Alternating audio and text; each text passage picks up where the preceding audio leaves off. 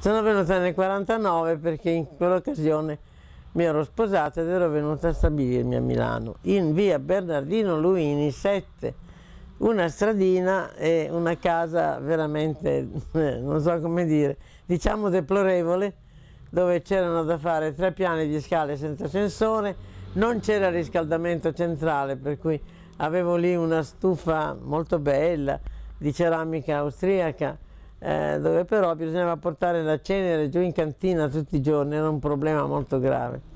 Eppure lì sono venuti tanti amici. Credo che il primo a entrare in casa è stato Buzzati, poi era venuto Munari e poi naturalmente Vittorini e poi Alberto e Virginia Mondadori. Sono stati i primi che sono venuti in quella casa e mi hanno detto: ma tu qui non puoi mica restare, devi andare in una casa.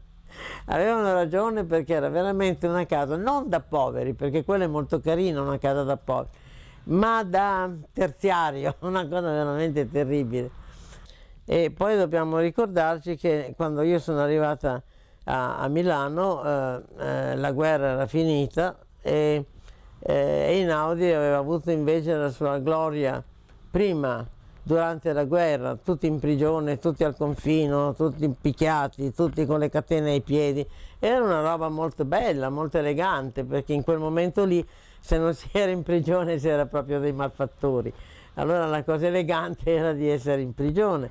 E sono molto orgogliosa di esserci stata anch'io 3 volte, dunque ero ben vaccinata, insomma, per questa cosa.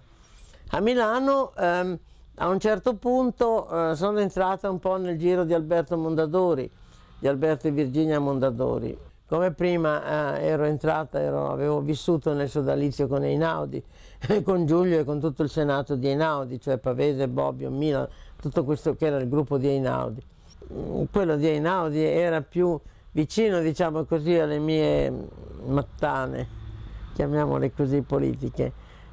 Con Mondadori si era tutti più seri, però Alberto era un gran sognatore, era un uomo molto geniale, era ciclotimico, faceva dei casini della Madonna, però era un bravissimo editore. Rapporti familiari non è che ne ho avuto tanti, io non ho famiglia, non ho figli, non ho parenti di nessun genere, però avevo moltissimi amici, anche perché avevo cominciato presto ad avere molti artisti stranieri che venivano in casa, e questo aveva creato con mio orgoglio il mio salotto internazionale, che mi scambiavo con la Inge Feltrinelli, perché anche lei aveva un bellissimo salotto internazionale.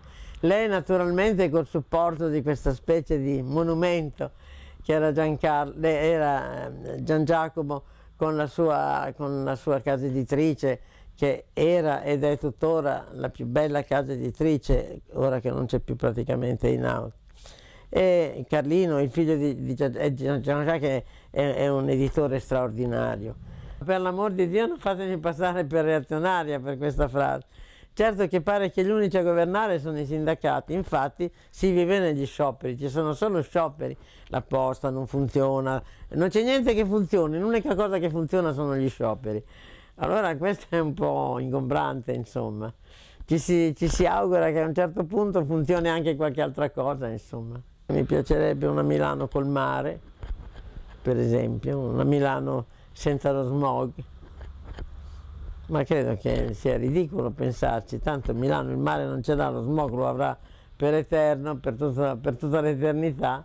Per esempio, una cosa di cui ho molta nostalgia sono gli spettacoli. A Milano non si sa proprio mai dove andare, insomma, sono sempre lì a rifare queste cose. A me piacciono le cose che fanno i giovani, oppure che fanno quelli che non erano giovani, che erano giovani quando le hanno fatte, quelli un po' spericolati, quelli che hanno rischiato qualcosa per farli.